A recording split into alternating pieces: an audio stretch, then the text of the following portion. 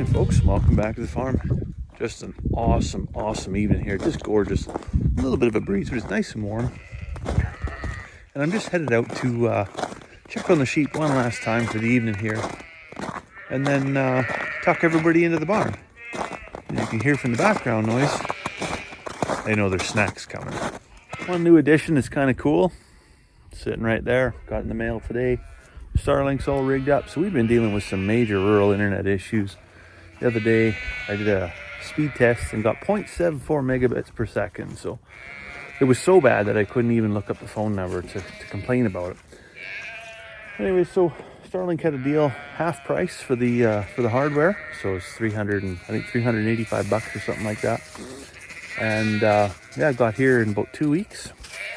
And I thought about maybe doing like a tutorial video, just to, you know, for the folks that maybe haven't seen one yet, and kind of do some comparisons on rural internet. But I got it home, I opened the box, and then I literally just plugged it in and it just started working. And we just had 100 megabits per second right off the get-go before it had even really moved the dish. It really, because it just kind of has to think for 15 minutes to find the sweet spot. But yeah, before it had even found the sweet spot, we were getting, like, we were uploaded linking to satellites. There was like, I could see the man on the moon. It was pretty awesome. So now it's found its happy spot there. I'll do a speed test here later on, but I think we're probably going to be hitting about 200 megabits per second.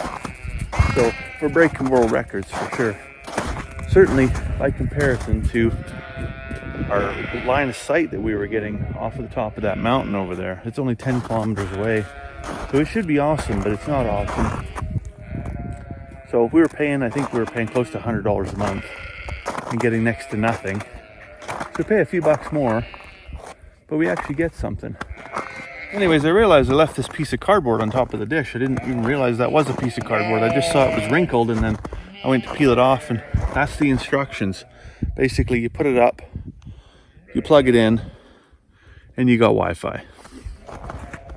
Like a blind deaf mute could figure that out. So no need for a tutorial video on that one. All right, so I'm over here at the grain shed, which is right beside the shop, far into the shop here. I'm getting 17 megabits per second with no Wi-Fi extenders, no cable, no nothing. It's just in the bottom corner on the far side of the house of the basement, in behind all that cement wall, is where the router is. And I'm getting over double the speed that I was paying for, certainly not getting. So that's a win. So anyways, I'm going to fill up my buckets with some grain here. And then before I walk back over, I'm going to pull the side-by-side out of the shop because I'm going to be lazy today. But I'm going to go in the shop and see if I've got Wi-Fi in the shop, because that would be something altogether, something else. All right, well, when I went in the door, I was getting nothing. But just standing right here at the door, I was getting 25 megabits per second. So that's really good. Still not super awesome, but I come in and I close that door, and now we're in this like impenetrable steel building. So I have a Wi-Fi, like a mesh Wi-Fi node up here on this little shelf for our previous system. So I think what I'm gonna have to do is get one of those $25 Starlink Ethernet adapters and bypass the Starlink router and run off our old router with the mesh system, and we should be right uptown. Come on, cows. I gotta keep these two little heifers separated from the ewes and the lambs because they get a little rambunctious, especially when there's grain involved. So they can stay out for the evening. And we've got two ewes that look like they're about to have a lamb. Zoe's one. I'm kind of keeping an eye on her for a couple of days now. And Fanny, she was off down by the hay feeder over here, just kind of by herself, didn't really want to come in. Bagged up, swollen around the back end, standing off by herself. It's pretty indicative that something's going to happen here soon. Well, I got old Fanny penned up here in one of the jugs. I don't have Zoe penned up. I think Zoe's a little less crazy. You know, she doesn't really fit on the crazy matrix as much as old Fanny does here. She's got a little bit of Shetland bloodline in her, so they're pretty spicy, pretty defensive, and usually if you're trying to catch them, they got other ideas on their mind. So bit of a round and around, but I got it in here, and I'll come back out probably 10:30, 11, something like that, and just check on her. And again, 2:30 and then again at 5. Hopefully by the 2:30 in the morning check, she's had them, and then we can be on our way.